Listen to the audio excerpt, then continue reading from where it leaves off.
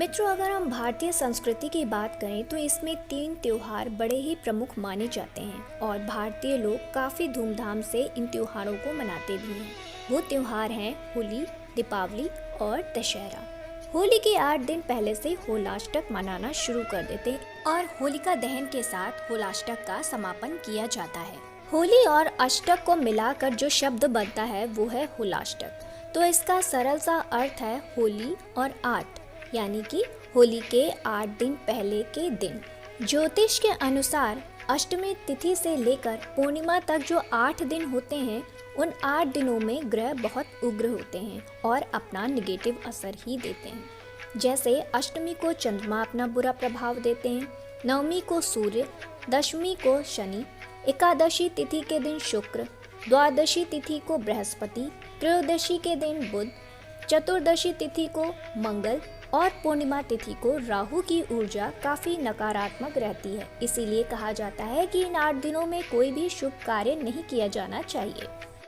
आइए जानते हैं कि इन दिनों कौन से शुभ कार्य रोकने नहीं चाहिए और कौन से शुभ कार्य रोक देने चाहिए।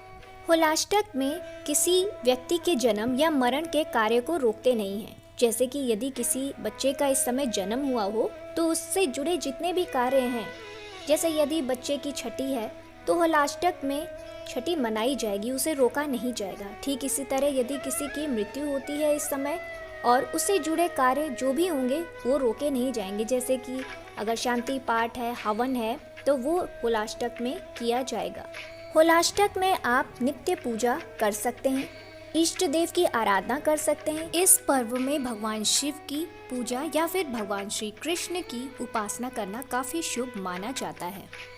सत्यनारायण व्रत कथा भी आप कर सकते हैं, व्रत उपवास भी आप रख सकते हैं, वस्त्र दान या दान से संबंधित जो भी चीज़ें हैं वो भी आप कर सकते हैं, गृह से संबंधित दान भी आप कर सकते हैं। मान्यता के अनुसार इन दिनों किए गए दान का पुण्य अन्य दिनों में किए गए दान के मुकाबले ज़्यादा होता है। दान करने से आने वाली विपत्तियों से मुक्ति मिलती है और अशुभ ग्रहों का प्रभाव भी कम हो जाता है। आइए जानते हैं कि होलाष्टक पर कौन कौन से शुभ कार्य नहीं करने चाहिए। होलाष्टक के दिनों में यज्ञ हवन नहीं करना चाहिए, भवन खरीदना या बेचना नहीं चाहिए, नया व्यापार शुरू नहीं करना चाहिए। यदि आपको नया व्यापार शुरू करना है तो होलाष्टक के बाद के दिनों में शुरुआत करें। होलाष्टक के दिनों में नौकरी में परिवर्तन नहीं करना चाहिए, नई नौकरी ज्वाइन नहीं करना चाहिए जब तक कि बहुत ही ज़्यादा ज़रूरी न हो।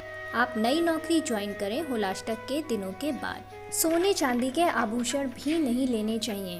होलाष्टक के दिनों में किसी भी देवी देवता के प्राण प्रतिष्ठा नहीं करनी चाहिए।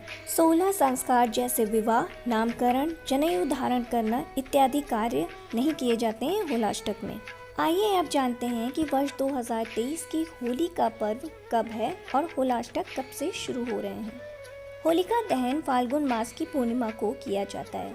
तो इस वर्ष फाल्गुन मास की पूर्णिमा 6 मार्च को शाम 4:17 से लेकर अगले दिन 7 मार्च शाम 6:11 तक रहेगी। होलिका दहन 7 मार्च को होगा और रंग वाली होली 8 मार्च को मनाई जाएगी और होली के 8 दिन पहले होलाष्टक शुरू हो जाते हैं, यानी कि 28 फरवरी से होलाष्टक शुरू होंगे और 7 मार्च तक रहेंगे। मित्रों, उम्मीद है जानकारी आपको पसंद आई होगी। मिलते हैं नेक्स्ट